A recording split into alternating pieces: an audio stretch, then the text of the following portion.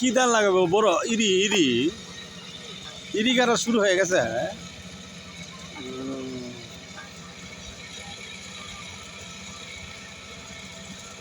কৃষক জমি সমান করার কাজে ব্যস্ত, ইরির আবাদ করবেন।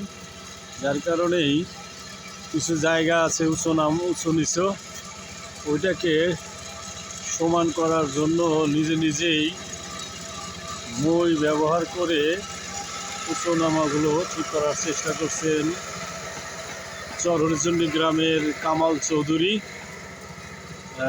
অর্থাৎ যারাকে আমরা আন্ডারচর নামে চিনি। আর পাশেই দেখতে পাচ্ছেন পাওয়ার টিলার দিয়ে হাল বোয়ানো শুরু করছে পাশের অন্য অংশটা। কারণ গ্রামে কৃষক এখন ইরি চাষে রীতিমতো ব্যস্ত।